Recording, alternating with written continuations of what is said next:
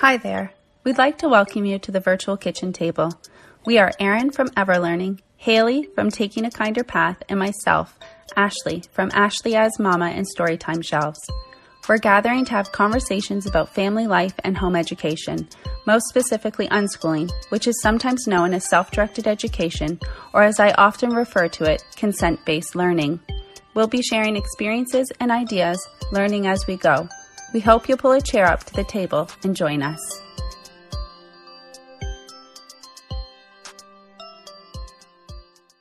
Hello, everybody. Hello. Hello. Hi, Erin. Hi, Ashley. Hi, Haley. Hello. Sue, it's so good to have you back again. Thank you. Thank you, Erin, for inviting me. I've been looking forward to this ever since I got your invitation. Oh, me too. I'm glad we figured out a time. Yes, we've got Sue Elvis as part of the conversation again today. And so our topic today is deschooling.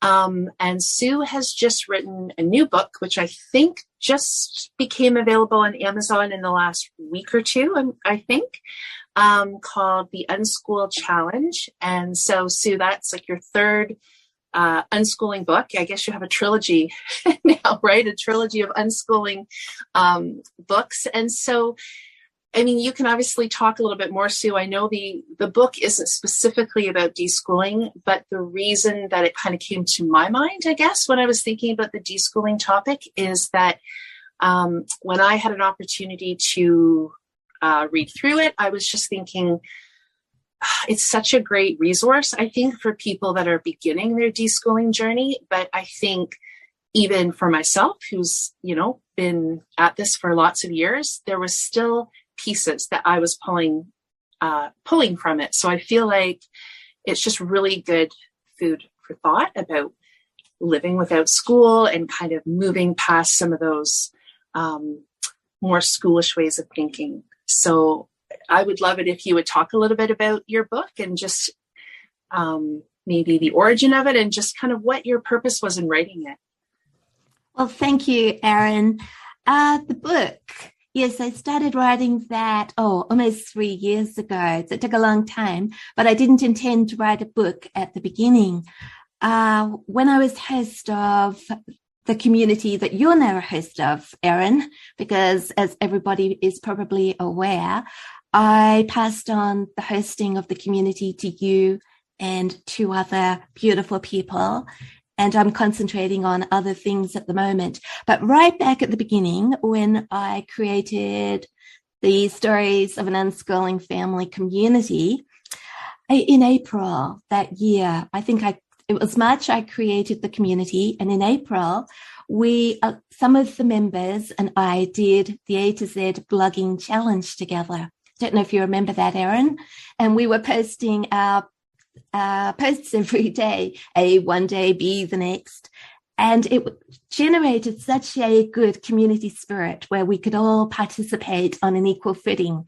And when April was over, I thought, what can we do now to continue supporting, encouraging, sharing with one another around a specific topic or something like that. So I thought, well, perhaps we can do some unschooling challenges together. I post a challenge every week on an unschooling topic and then invite everybody to go away and do the challenge and to report back how the challenge went.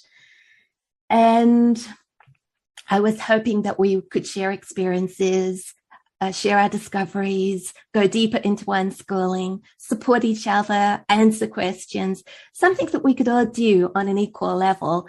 And also, those of us with more experience might be able to have a different perspective than someone starting out, but we would all respect each other's points of view and try to help one another. And so that's how the unschooling challenges began. And I remember the very first one was a real life maths challenge. And I challenged everybody to go out and discover some maths in their everyday lives. Just keep their eyes open and then take photos of where they'd seen some maths, like on shop signs and church service hours and opening hours, road sign, all those sort of things, Kindle books, and to take photos of them and then to upload them to the community. And we could talk about how maths is everywhere, because I felt that that was a stumbling block for a lot of people as far as unschool maths goes. If we don't teach our kids maths, how are they ever going to learn it? And we don't realize that our kids are surrounded by maths and they will use it when they have a need for it. And that was our very first challenge, and people participated and it was fun. And the next week I had to come up with another one. And I sort of went through my books for ideas about unschooling, aspects of unschooling that we could discuss together and that had a practical aspect to them. And eventually I ended up with a load of them and decided to put them in a book. So that I rewrote all of them. They're not exactly as they were in the community, and I added new ones, and I added personal family stories and other things to them, so they expanded into a book. But the purpose of the book, I think, Erin, is, I guess, I like to think of it as turning unschooling theory or unschooling principles into something real in our lives. People read books and then they say, oh, it all sounds good, but what do you actually do? How do you actually unschool? Is it just about stepping back from our kids and letting them get on with their learning? Or is there more to it than that? And so I was hoping that the book I hope the book will, because we're at the early stages. Some people who want to know more about unschooling and how it works and understand the principles, maybe they'll learn something from it. Other people who really love the idea of unschooling but just don't know what to do. Maybe there's a lot of things in there. People who got stuck in a rut maybe, and you think, I think we all do it, don't we? We think we've got unschooling worked out, and then one day we get up and think, what do we do next? The spark has gone out of our days, or that type of thing. Even though we're unschoolers and have been unschoolers for years, we just get up and feel like stirring the pot a bit. And the other thing I put into the book was a lot of homeschool record keeping ideas, because I think that that's a challenge of its own. I think sometimes if we had no such thing as homeschool registration, maybe more people would unschool. And so I wanted to address that as well. But it's further down your list, things that we were discussing earlier about things we could talk about today. I think that the book is not just about children, but about us as parents as well, our unschooling, our growth and development, maybe our confidence, because I think that if we don't address adults, parenting, and adult unschooling, that's the foundation of everything for our kids. We can't just go in there, unschool our kids without actually thinking about ourselves and where we are and the type of people we are and what our learning looks like. So there's a fair sprinkling in the book of things that parents can do regardless of children. But that's basically, Erin, where the book came from and what I hope people will get out of it. I think one of the beauties, sorry, Erin, one of the beauties of your book, Sue, is that you. I think it's useful for any stage that you're at of unschooling. I think that's one of the really beautiful things about it. It's not just for new unschoolers or for really experienced unschoolers. It's for us wherever we are on our journey. And I think I really appreciated lots of the practical suggestions that you've got in there, and I feel like you can revisit these challenges, and every time you do that, wherever you are on your journey, you kind of see a fresh perspective, which that was really appreciated. Yeah, when I was writing it, when I was editing it, that was one of the things I thought about, Haley. I suggested in the beginning that everybody keeps a challenge notebook and writes down what they felt, what they did, what they learned, that type of thing. And I think that corresponds a bit to our posts in the community on the original posts, that we discussed things and we wrote things down. And I know writing is I do it all the time. I think my book says, write down your thoughts about this. And I think, I'm not going to bother writing. I'm going to just think about it, turn the page quickly And I think if we do write things down, as you said, Haley, we can revisit the challenges at a later time, and we can reread how it went the first time, and have we moved on? Have had thoughts changed about anything? Are we feeling more confident? Have we seen things or understood things that we didn't see or understand the first time around? So yes, I think that I really love how you said that, because some books you just read and then throw in the cupboard and think, send them down to the charity shop or something, recycle them and think, I've read that, done that. And I hope that the book will be around a little bit longer, a bit more helpful than that for each person that has it. Definitely, I think so. Yeah.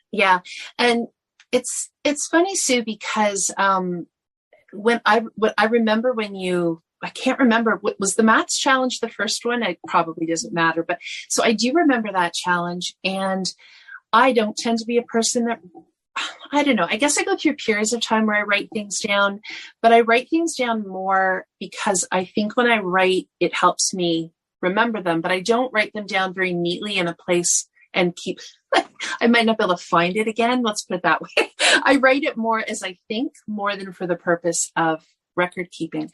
But I remember the maths one, and it's funny, it was typing, not writing, but by participating in that, it just brought some things to memory and to life that I hadn't really thought about. So I remember, I think one of the ones that I put down about my family was one of my sons, he loved model cars. And so he would set them all up in a circle. And I started to realize that he knew his double digits from the race cars. And then I started to notice in his dramatic play, he would be talking about like ordinal numbers and cardinal numbers, right? Because he would be like, oh, the 88 is moving into fourth, but wait, so-and-so moves back into third. And I thought, like, those are concepts that, would maybe be in a primary math curriculum. And so it was interesting, by writing that out, I started to identify some of those things. So I liked having those concrete challenges, because that isn't something that I would do naturally, but I do see, the whole thing about unschooling, it's not like it was a course and you said to us, now everybody has this challenge to do this week, because I probably would have resisted that. But just having like the offer there really made it, it just gave me an opportunity. And I think by writing that out, it made it more concrete in my mind. And I think, I guess I feel the same way about the book. It's like an invitation to challenge yourself. And, I guess when I think about deschooling, it's interesting, because when I think about somebody, like if I was in a school environment and somebody was challenged, they're often worded maybe as a challenge, but really it's an assignment, I would probably be resistant. But the fact that it's like an invitation to work on something that you probably want to work on, right? Because we're all moving toward this with our kids. I find it really helpful. And I think, Sue, I've said this to you about your other books as well. I feel like they are helpful on two levels, because they're organized in such a clear, concise, concrete way that you can quickly find something on writing or something on screens or technology, or, you can just look that up and there it is. And at the same time, if you have longer, or you're kind of thinking about something at a different level, you can also read it and work at it in a sort of deeper, slower way as well. So I think I had said to you, I expected to kind of just fly through the book, because I had seen a lot of the challenges in the community, but actually I found myself like working my way through it and really thinking about it, and even like imagining my own learning as a child. And so I love that there's kind of like those two. That's how I perceive it anyway. I see two layers to your writing. I think that I was thinking about unschooling, about how there's a lot of us out there who are sharing our experiences and thoughts and ideas and encouragement. But really, unschooling is about every family's own journey. We can't unschool for somebody else. We can't. All we can do is offer like a helping hand, but everybody has to work it out for themselves. It's not like we're saying, do this, do that, and follow the steps. Everybody has to put in their own effort. Like I was thinking, could we judge ourselves as successes or failures depending on our websites or our books or whatever? I'll go to her because she's more successful in sharing unschooling than someone else. But it's not that sort of thing, is it? That every single person has to, the success or failure depends on what you're willing, how much it means to you, what you're willing to put in, how much you want to do it. You gather information, but then you've got to work at it with your own family and find out who you are, who your children are, what you want for them. And we're only a guide.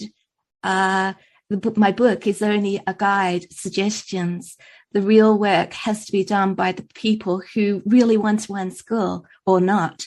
You could flip through it and say, oh, that looks like too much work. I won't bother with that. I'll buy a curriculum and I'll just continue on doing that, which is fine. That's a choice. But yeah, there's a lot of work involved, I think, in the book, especially as well. That's what we're talking about today. And the success of the book, I think, or success for the people who read it will depend a lot on whether people are willing to work their way through the challenges and do the work, if you see what I mean. As I said, they're just suggestions. Of course, we can discuss them. I was thinking, Erin, about how useful it was when we were discussing the challenges together as a group and having input from lots of different people. It wasn't just me talking through a book. So I think that a book study or something, or a community group around the book where everybody is equal to share and give feedback and say, well, see, you know what, that didn't work for me, but I discovered this, or that really was a helpful suggestion, but I've had this other idea, or that sort of thing, or I didn't quite understand what you were getting at with that one. Could you explain it a bit more? And so a book, I think, is only the starting point of our relationships with our family, but also our relationships with everybody else in the community. Depends on how we use the book. We could read it from cover to cover in a day and just then put it aside. But yeah, it's not going to really affect us very much, is it? I just think about all the questions I wrote down that needed pondering and answering. And I thought, oh, look, people are going to look at them all and think, oh, well, I'm overwhelmed by all those questions. But they don't all have to be answered in one sitting, do they? We can ponder a little bit at a time, take our time working our way through the challenges. We don't have to do a challenge a day or a challenge a week or a challenge a month. We can go as fast or as slow as our needs and our interest dictate. So, yeah.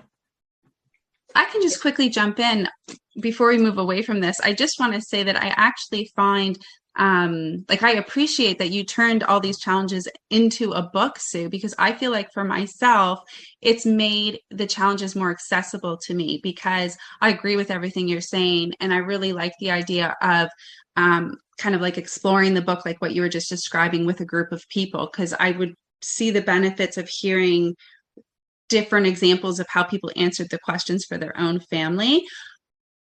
But I also love that I can have the concrete book in my hand, so that when I'm in a place where I'm up for a challenge or two, I can quickly access it, go to what makes most sense to me at that time, do the challenge on my own, and then put it away for maybe a month or two and then come back to it. I think it just makes those challenges more accessible to me, kind of like what you were saying, Erin, about how a challenge can feel like an assignment if it's presented in a certain way, even if that's not the intention. That can be a roadblock sometimes. So I love the idea of having these challenges kind of presented in different ways. And the book in particular, I think, will be something that I will continue to go back to and use a whole bunch, and then maybe not use for quite a while and then pull it back out. So it won't be a book. My copy will not be passed on to somebody else anytime soon, I don't think. But particularly, I really appreciate that you did take the time, especially because you said you spent the past few years putting all that work to turn it into a book. I really do think that makes it more accessible. And it's interesting because I'm at the 3-year mark with my unschooling journey. So it's like when you started writing this book, you've published it like in such a good time for me and so many others, obviously, to help where we are with the unschooling space. So thank you. Oh, thank you, Ashley. It's lovely to get that feedback. I have to admit, I could have written it in less than 3 years. I got stuck so many times. The lockdowns, COVID didn't help because I wasn't in a good mental state for some of that. I just wanted to isolate myself. Well, I was isolated. I didn't really want to isolate myself. I wanted to go out there in the bigger world.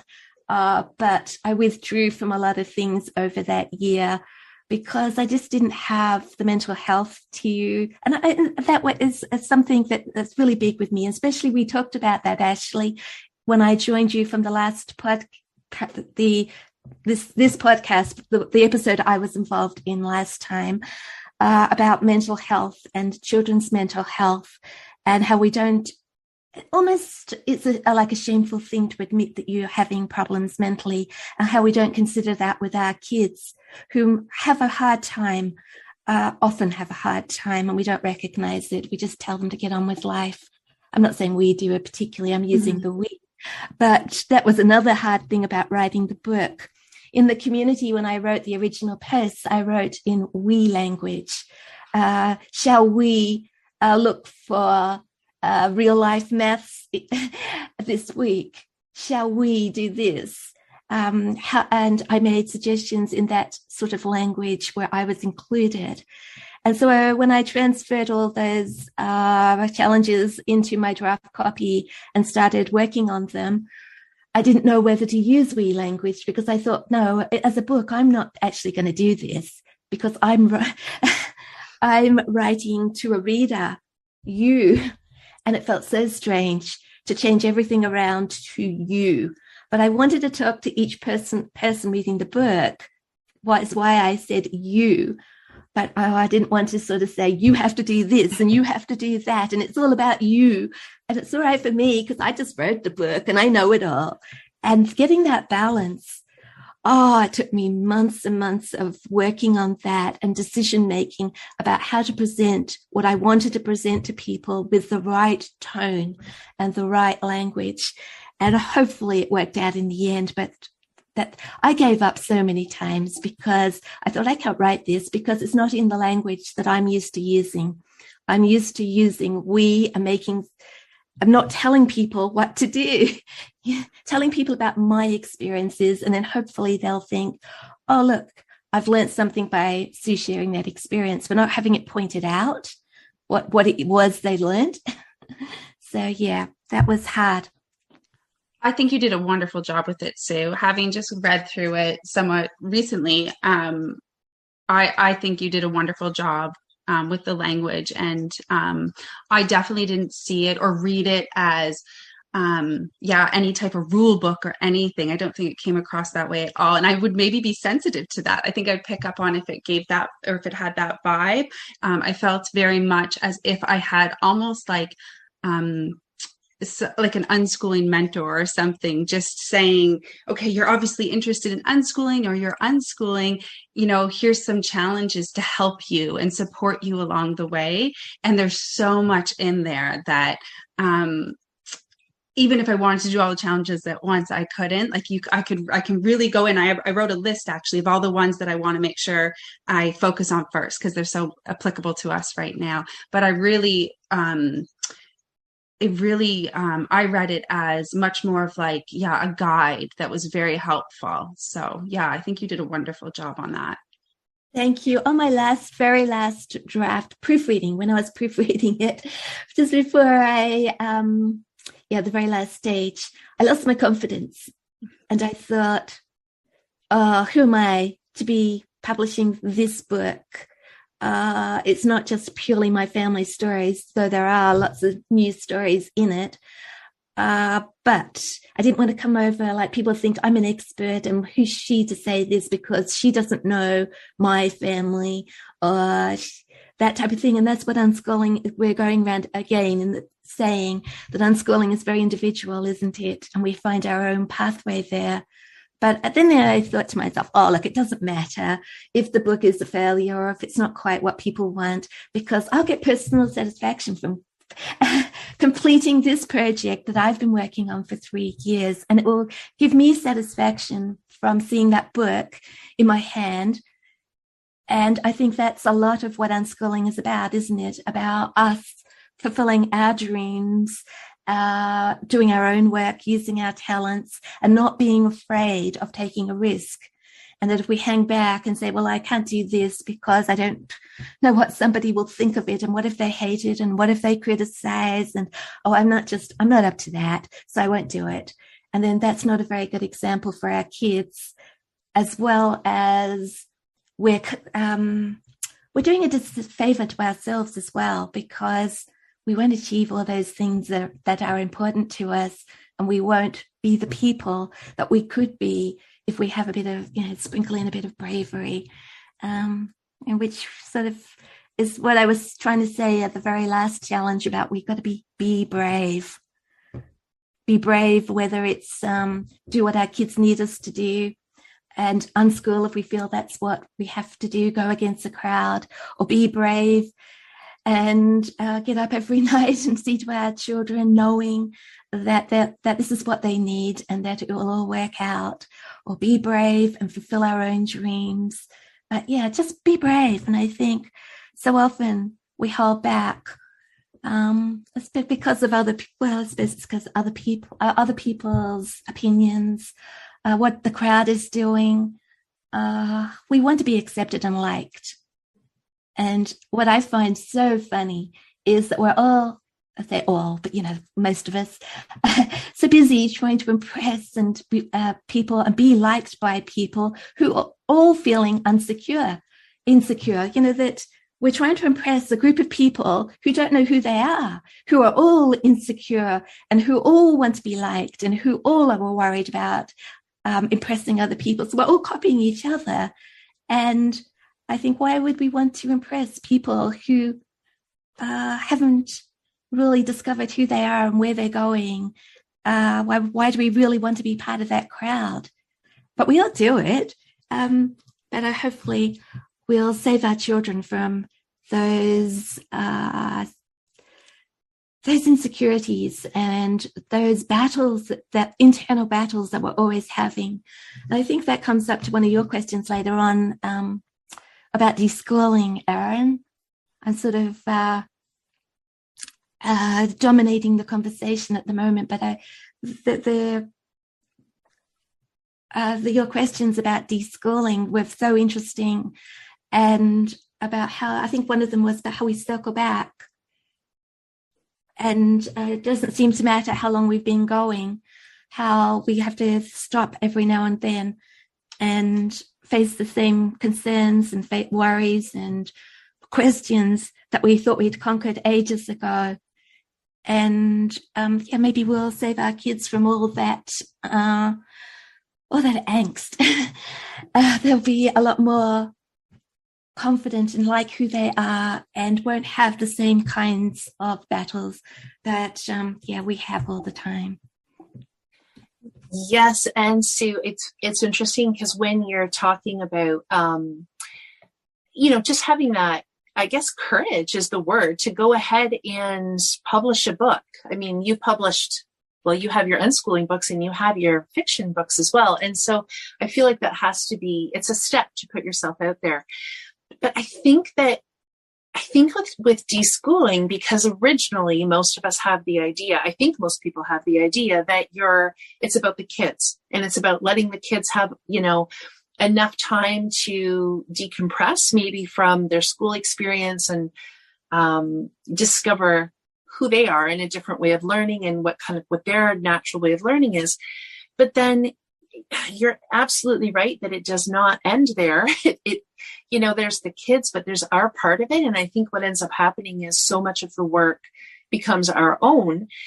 And that is such a good example to me, that idea of like forging ahead with something when you don't feel 100% certain of the outcome. Because I know for me, like in school, you don't want to put your hand up if you have the wrong answer, or you don't want to stand up and do your school speech if you haven't really got it all, nailed down, or maybe you don't want to try out for a sport if you haven't had much experience in it.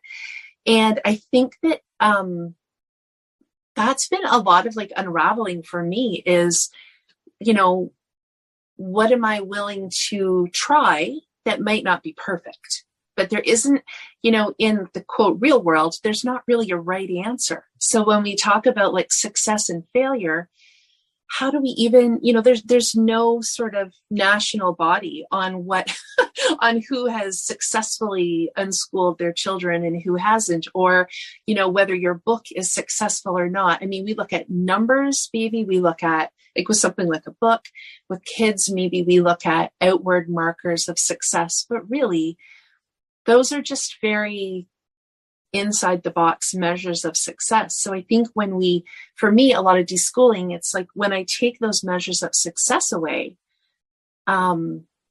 it changes the whole experience, and it makes it easier for me to try things if I'm not hooked onto it being like successful or unsuccessful, and I mean, there's lots of talk about even if it's something isn't successful in your own mind, it's such a good learning experience. And that's just not certainly how I grew up in school. And I think for most of us, we probably didn't. So there's that hesitation of trying something if you think it's not going to have a certain outcome. So yeah, that's just kind of that's what I got thinking about, Sue. And that is part of deschooling, I think, as an adult is stepping out and moving away from that set outcome. And it's not even that linear. It's not kind of like we see it, we deschool the kids and then we deschool ourselves, or we deschool. It just all kind of happens, doesn't it? In an interesting, we never really know what order things will happen in. Yeah. So, and I liked that about the beginning of your book. I think somewhere it talks about that. Like if you're in a space to work through this challenge by challenge, then that gives people the opportunity to do that. But it might just be something you dip in and out of because, as much as we would like deschooling to be kind of a linear path, it really isn't.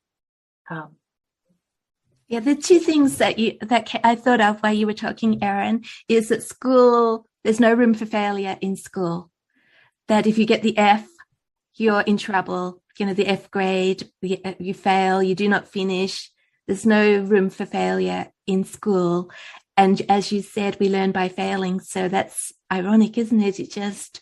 You can't learn without failing, but you're not allowed to fail. And the other thing that I was thinking of was, you were saying about our role, that left to themselves, I think unschooling would be totally successful if kids were allowed to. The deciding factor in unschooling is the parents, not the children. Children will learn. Children are curious. It's the parents. Do we get in the way of our kids learning? Do we give them insecurities about what they're doing? That type of thing. So we have to work on ourselves first. We need deschooling more than our kids need deschooling. Of course, it depends on the background of the kids and what they've been doing. But I do think that it's the parents who are the deciding factor. And quite often we don't talk about that. We talk about what we're going to do for our kids and are they learning and what are their goals and are they going to get jobs? And we don't talk about us. Yeah, I mean, I think we've talked on here a lot about relationships being so important to unschooling. And as I read your book, Sue, it just felt like a kind of relationships 101 sometimes. And it certainly isn't a rule book. And you're definitely not telling us what we must do. But by asking so many pertinent questions, you get, at least for me, it felt like a really good way of reflecting on relationships. And there are some really obvious challenges that relate to relationships. Like, I think you've got one, haven't you, about spending time with your soulmate. And there's another one about trust in relationships and things like that. But I think even the challenges that don't seem to be about relationships have really help us to reflect on how important those relationships are when it comes to providing a positive environment for our children to be able to learn in. And I mean, I really like the challenges that you do about bringing more joy into your life and thinking about happy lists, and you mentioned delight as well, I think, and all those challenges were my favorites. And just like you, Ashley, I've got a list of the chapters that I want to go back to. And I think there was one about an art gallery that I thought, we haven't been to an art gallery for ages, let's do that one. So I felt it was not only the relationships with my children, but really there's wisdom in there for all of our relationships, I think. Yeah, when I said earlier about the language we and you and how I wrote the book, but I'm not necessarily going to do the challenges because I wrote them. But Haley, your words there remind me that, yes, even though I probably won't go and read my own book, well, I might do. Those delight things and adding joy in are things that I need reminding about as well sometimes, even though I wrote the challenges, because we're very good, aren't we, of thinking we've got it all worked out, and then we let something slip. And that's when we need shaking up a bit and saying, oh, look, we haven't actually done anything joyful for a while. We've let worries of the busyness of life maybe take over. And so, yes, I will be looking for delights and adding joy in as well. So it wasn't quite true when I said that I've done it all and I won't be doing them again. Of course I will, because I think most of them I do anyway as such, because there's that challenge near the end about translating, playing the educational language game. That happened one day, Saturday, only about 2 months ago, I'd say, just before I finished writing the book. And it just happened. I was having this conversation with my husband in the car and there was no kids around. And then I related that story to some local homeschoolers who wanted to know about unschooling. And I gave them that example about how we're surrounded by learning. And so it becomes sort of second nature to think about where's the learning in life and noticing it, rather than, so much learning just happens and we don't even notice it. And to become aware of it, and then to look at the world with awe and wonder and think, wow, what an interesting world, and that type of thing. And so maybe what I'm saying is, would it be nice to get to the level where we just do these things automatically? But then again, sometimes we do slip because of our circumstances, tiredness, illness, other things that come in, and we forget to spend the time looking for the joys, because all we can think about is the problems, because we've got a lot of them, that type of thing. So it'd be good to remind ourselves to go back there and make a concerted effort to go looking for those delights again, or adding a bit of joy into our days that might feel a bit difficult at the moment. And I think it always helps to have somebody else's perspective, doesn't it, to have new ideas. And there are a lot of practical suggestions that you give, which, you're not saying you have to do this, but because you give so many different ideas, it is like your other two books. So I think you mentioned this before, Erin. It really is a case of, you can either read them all the way through, but you can just pick them up and think, if you're thinking about, I don't know, you're anxious about screens or something like that, or maths, you can look for that. But you can also just open them and read them at any page. And I feel like it's one of those books that there's going to be something in your life that you can kind of relate it to, or it's going to make you think of something, because it's, because you can see it from so many different angles. And so I think it's really relevant like that as well. Maybe, Erin, we're talking about things that become sort of habits and natural to your life. And I guess that's where deschooling, we're giving away those thoughts that we have and a different perspective on our lives and how kids learn and what relationships are all about, until I guess we want to go from struggling through all the questions to how it just becomes part of our lives. And we don't even question whether whether unschooling is the right way to do things or not. That, just part of our lives. Mm-hmm.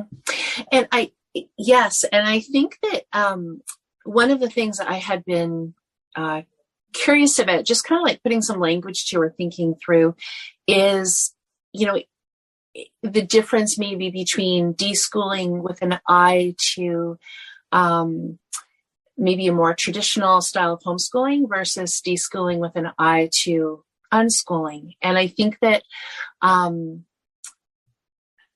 like Haley, when you're talking about kind of opening a book and rather than going step by step, kind of opening and seeing what you can dig out of things. And I think that when you're deschooling, well, either with an eye to unschooling or you just find yourself there, right? Because it depends on the person.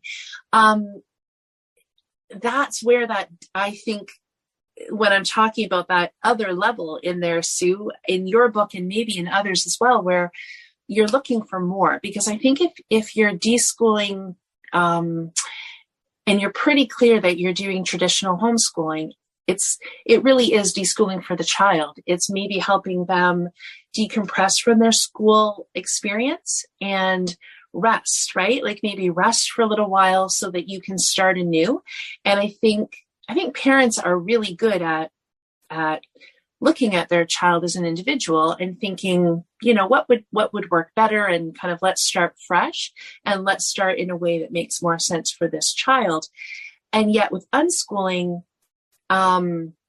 there's just a difference again, though, because it's not just decompressing. You're really re-looking at a whole bunch of things. Because I think I had mentioned, like, now that my kids are older, and even for myself, I'm seeing everything through a different lens. Once you kind of really do that unschooling work, it's not just about whether your child has rested, from their school experience, or you're doing things differently. And I have pulled up, see if I can find, I pulled up two different things because I was just interested in the wording. So, Esther Jones, who has the Unschool Space podcast, she had put something on Instagram. She had talked about unraveling. And I think that word unraveling, to me, that's kind of where we get to over time, because we keep saying deschooling, but at some point when you have been doing this for a while, it's not just about school. You're kind of unraveling and just looking at a lot of systems differently. So she had a quote on Instagram. So she said, unraveling as another way of looking at, hold on here. This might have been my words. Sorry. I want to quote her properly. She said, when we unschool, we inevitably unravel old beliefs, habits, and patterns.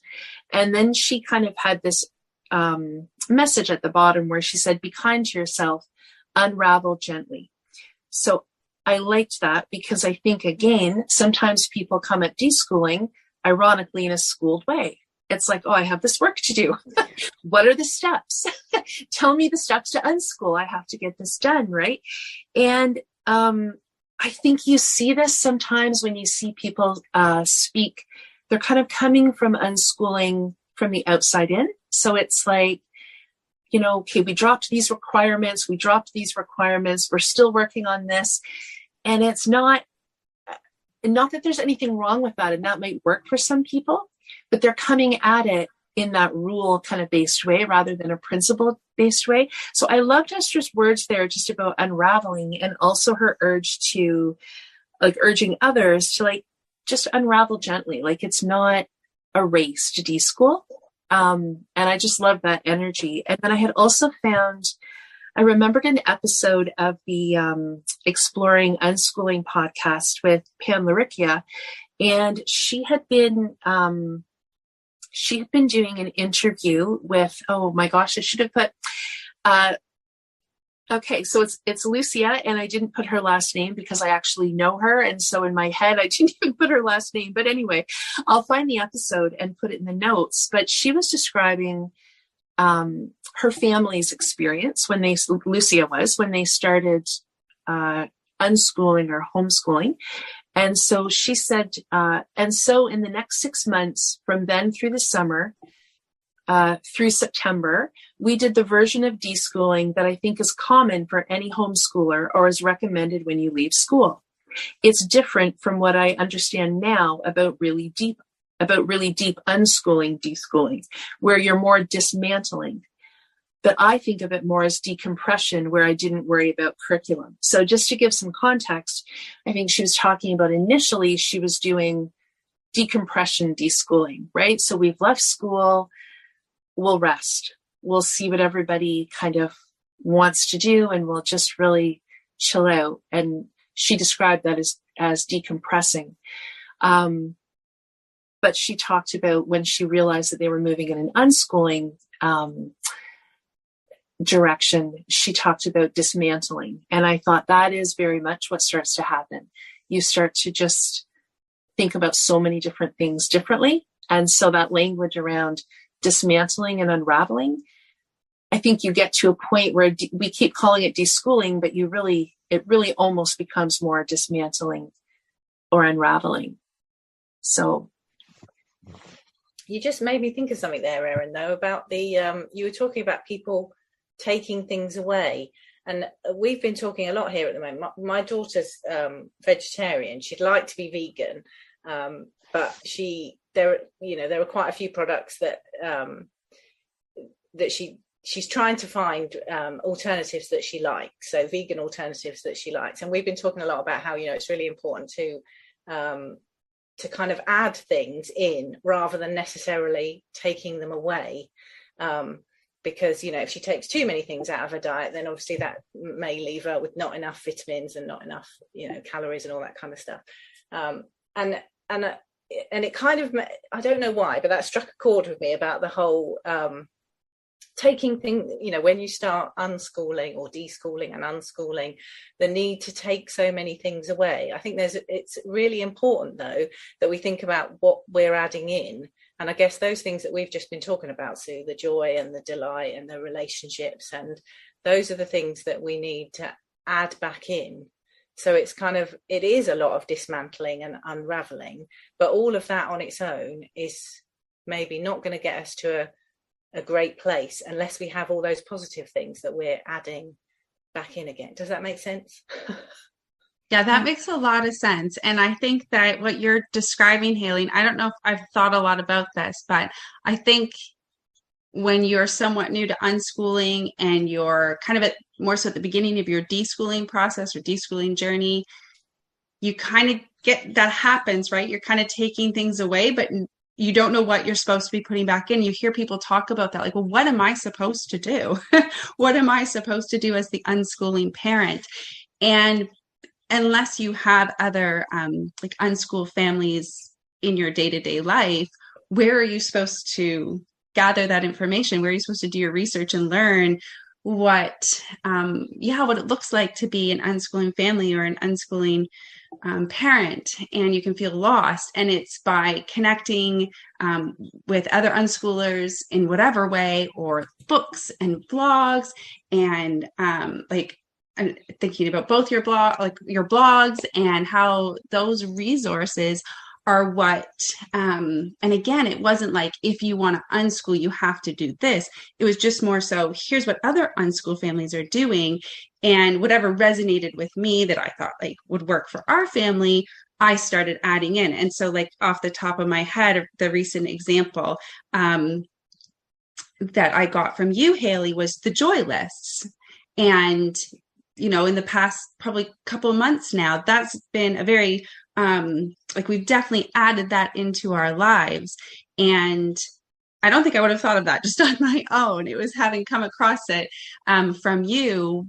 And it just provides, more guidance, because I think, when you're deschooling, you're removing things and you're like, but I'm supposed to be doing something, right?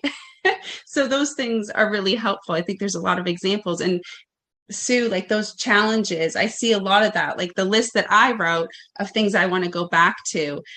It's not a list of things that my kids have to do or will do, or that I'll even suggest to them. It's what I'll be doing. So it's going back to what you were saying about the effort that we put in. And I think that's what I was saying with the book being so great too, is our energy levels go up and down, right? So sometimes, like right now, I'm feeling really energized where I am, and I'm wanting these types of resources. So that's when I'll go to the blogs, or I'll go to your book, Sue, and I'll pull those things, and I'll use up a lot of my energy doing those things, and I'll get myself in a place where I'm feeling better as an unschooling parent. I won't feel so lost. I'll be a little bit more clear on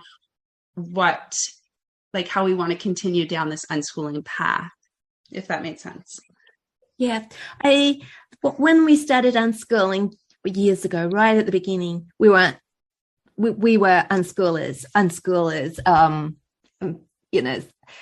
We didn't do it properly, put it that way. But we thought we were unschooling, put it that way, because everybody around us was unschooling, and I thought, look, we're unschooling too. But what you were saying about being in a vacuum, taking things away, obeying the rules, I felt that so much as a young parent, as a young, hopefully unschooling parent, that I had to obey the rules. I couldn't interfere with this. I couldn't interfere with that. I had to step back and make sure I didn't do this, that, and the other. And I thought, but what do I do? What you were saying, Ashley, what do we do? And books, we had no internet, so we had none of the books and blogs and social media that we have available today that you're using. Unschooling books were very few and far between. Homeschooling books were, but unschooling books in particular. We did have John Holt's magazine that was still being published. I can't remember what it was called now. Growing Without School, maybe. But anyway, I got hold of this book, and it was a bit further down the track, and it was a book by lots of different people with their unschooling story, or homeschooling stories, unschooling stories. And this unschooler, she got up every day full of the joy of life with her children. They got up late. They made pancakes, I think. I'm vaguely remembering the details, but the detail I do remember is they got the skates on and they skated down their driveway to get the mail, and they didn't seem bothered about anything. And I thought, well, I don't like getting up late, and we don't like skating. But what do we do? It sounds like fun, and they're all enjoying themselves, but we're not that family, and I don't understand why they're doing all that. And that's the thing, I think, is we don't understand why.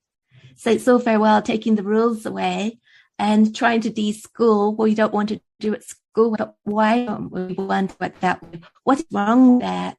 That's what we need to explore, I think, as de-schooling. What do we want for our families? What's important?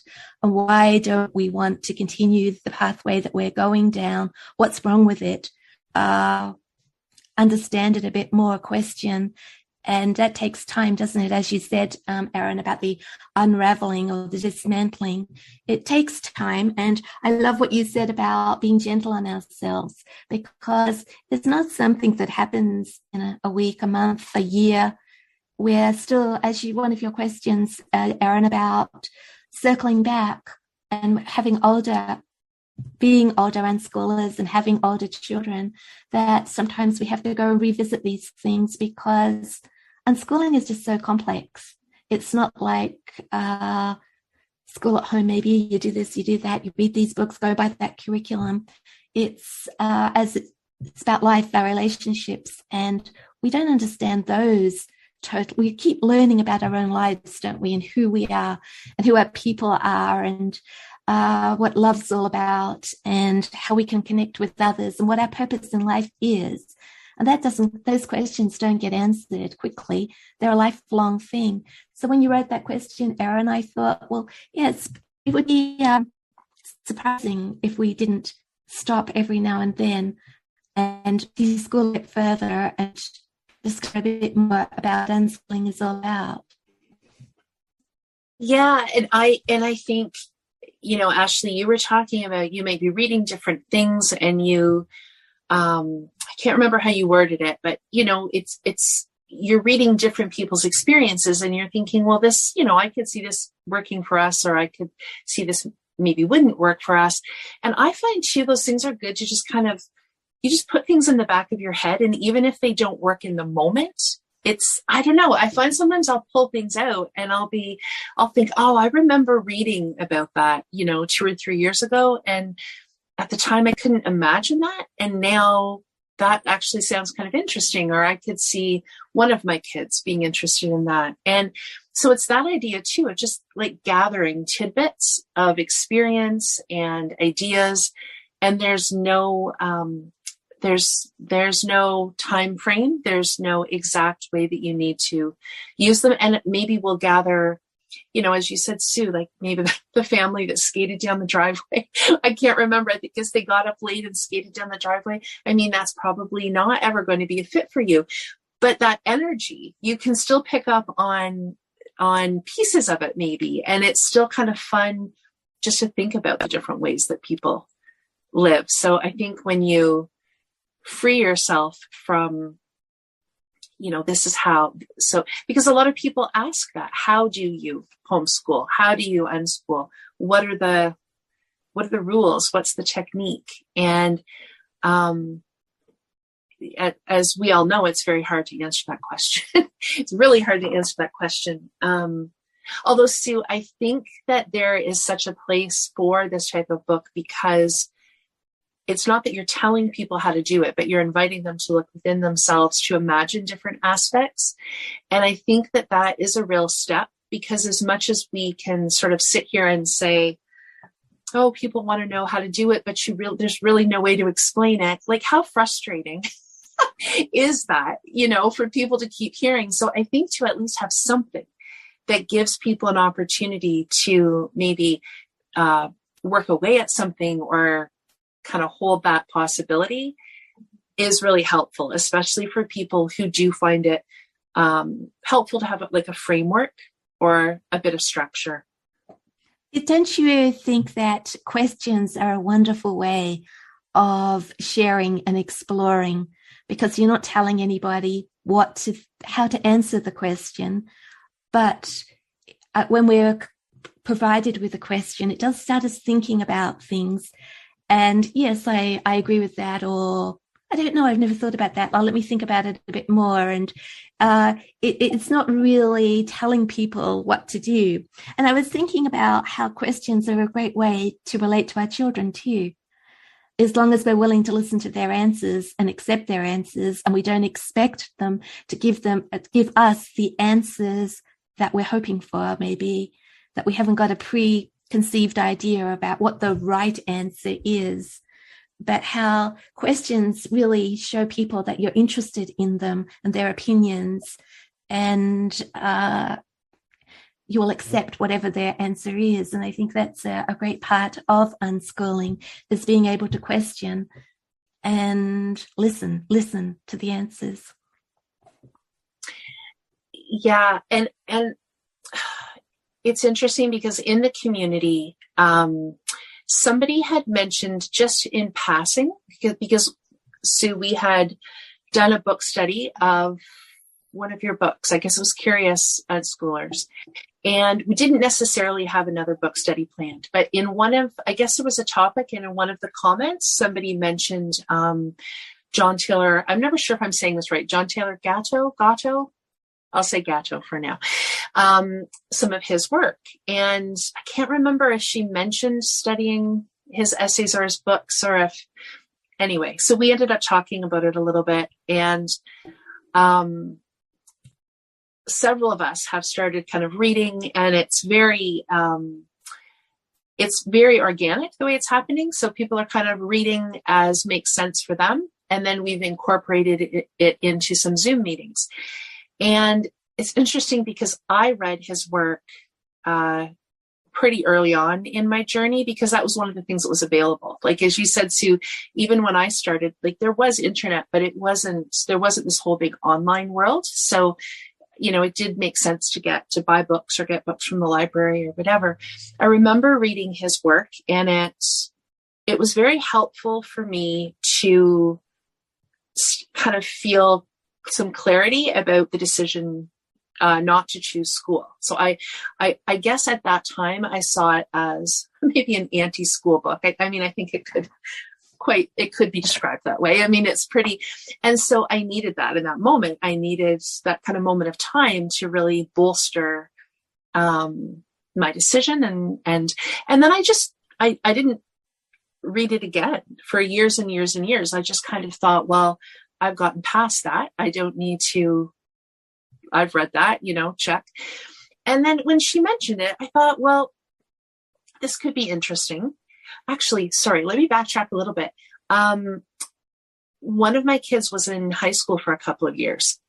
And it's interesting because I wouldn't have picked that book up again. It had been years and years. And then just watching how that school system played out, I started reading his essays online, and I was like, yes, this makes so much sense. Like, it was like a lifeline to me again. And then that again was a few years ago. So I had said to her, well, why don't we kind of see if anybody's interested? And we've kind of organically been reading his work.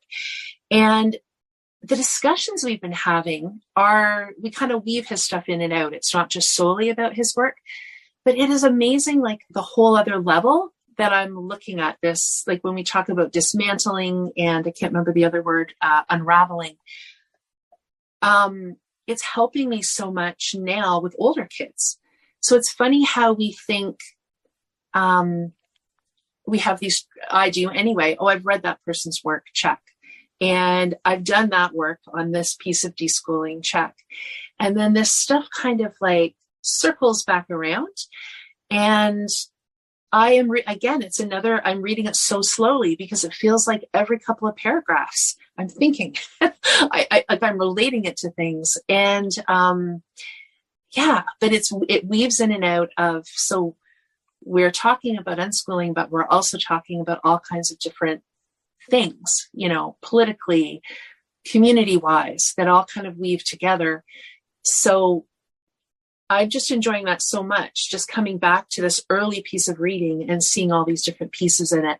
I think I might have gotten off track, Sue. I can't remember what you were saying, but I know originally it had this idea of circling back. So that's where all this thought came from me. But yeah. I was also thinking, Erin, about when we do circle back, how that is really good. That we look at that as a negative. Haven't we got past that yet? Haven't we gained enough confidence yet? Are we never going to feel comfortable totally about unschooling or whatever we're thinking about? And then it occurred to me that it is really good to stop, question, ponder.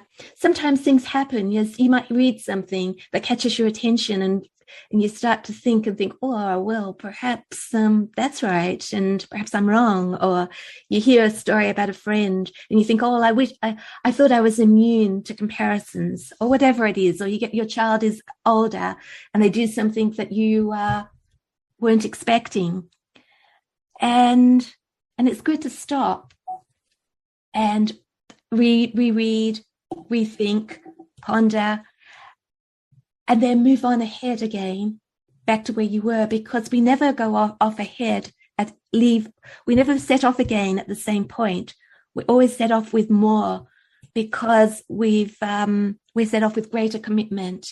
We say, yes, it was good to stop there and ponder. Now, I'm absolutely sure that I'm doing this, absolutely sure, until the next time, that we're doing the right thing.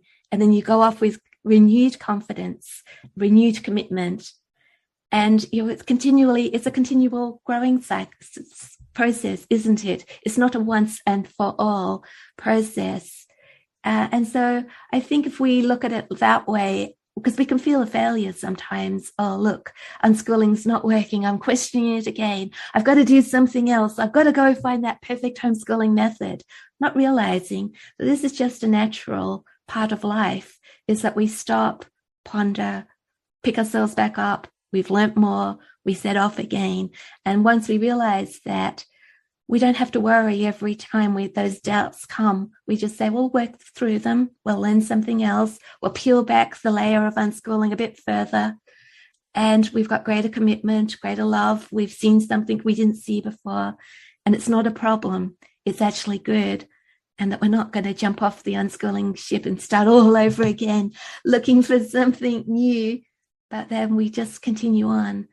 And yeah, thought I had about that we, like being gentle, you were saying, Erin, about being gentle on ourselves, not beating ourselves over the head with, look, we've wasted all these years and we could have been doing something else and now it's too late, and well, I never get this right, and I should be far ahead by now. But no, this is fine. We're learning still. And this ends our conversation today. We hope you found it interesting and maybe helpful. If you'd like to connect further or see additional content, Haley can be found on the web and on Instagram at Taking a Kinder Path. Erin can be found at Everlearning. And I, Ashley, can be found on Instagram at AshleyAsMama and at Storytime Shelves. We'd be very grateful if you'd share this conversation with anyone you think might appreciate it. Thank you for your time today.